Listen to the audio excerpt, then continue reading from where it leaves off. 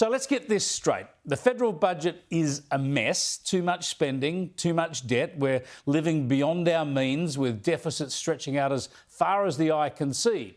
But in this crazy week, combining budget week with the first days of an election campaign, we are being offered two different versions of budget relief. Labor's tax cut, unveiled yesterday, gives most taxpayers an extra $5 a week. That's less than $1 a day. And what's worse, it doesn't start for more than a year. It starts in 15 months' time. So apparently they reckon they're taxing us too much now, but they'll keep doing that for more than another year. Then let us keep another $5 a week of our money after that. Great. Such bold economic reform. The Coalition opposes this tax cut. They call it a hoax. In fact, they reckon they'll get rid of it. But they're promising to immediately halve fuel excise for a year. In other words, if the Coalition wins the election, most of us will save $20 or $30 a week off our petrol bills. Peter Dutton reckons that will help more people, more substantially and more immediately. It's an either-or option, which can't pretend that we've got endless amounts of money, and we took a decision that giving the fuel tax cut now to families straight away is a better option than providing 70 cents a day in 15 months' time. Funnily enough, this was exactly the tax cut that Pauline Hanson suggested on this program last night when she explained why it delivers better cost of living relief. What would have been more effective is to bring out our fuel excise tax by cutting it by 26.5 cents a litre for a year. That would have actually assisted all Australians, not just those that are paying tax, but right from pensioners, people who aren't working. Not everyone pays taxes in the country, but fuel excise tax cut would have benefited most Australians.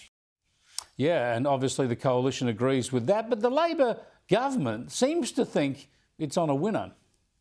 This is a proper brain explosion from the Coalition.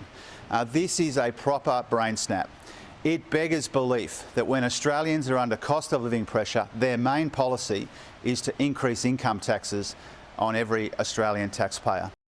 Now, this is a pretty desperate argument given that Labor isn't delivering these tax cuts until July 2026, and even then they amount to just 70 cents a day. Say what you will about the Coalition's temporary petrol tax cut, it dwarfs Labor's tiny and delayed tax cuts. And it wasn't that long ago that Jim Chalmers was actually supporting the petrol excise cuts delivered by Scott Morrison's Coalition government.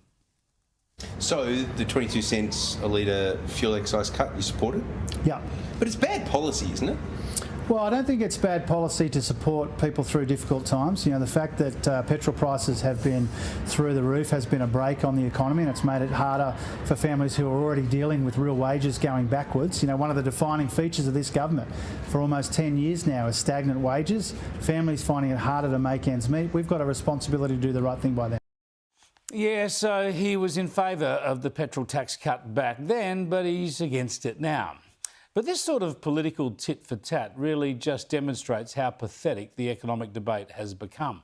Two different election giveaways. Where is the serious reform? Of course, we wait to see what else Peter Dutton unveils tonight in his budget in reply speech, whether or not he reveals something more substantial, some significant taxation reform or something to fix our energy mess. Speculation continues that Anthony Albanese will call the election tomorrow for May the 3rd, when the orthodox approach would be to call it on Sunday. In fact, the public service is getting so twitchy that it announced it was going into caretaker mode for the election today before realising it had jumped the gun and deleting the tweet. If Albanese does call the election tomorrow, it'll mean that Labor is worried about the Coalition's alternative economic plan. It'll mean that Labor is keen to drown out Dutton's economic message. Labor is the party of lower taxes. The Liberals want you earning less and keeping less. And you know you hit a nerve, Mr. Speaker. You know you hit a nerve by how loudly they shout. Yeah. The louder they shout, maybe the less voters listen to them. The country is in serious economic strife. We need serious plans to get back on track.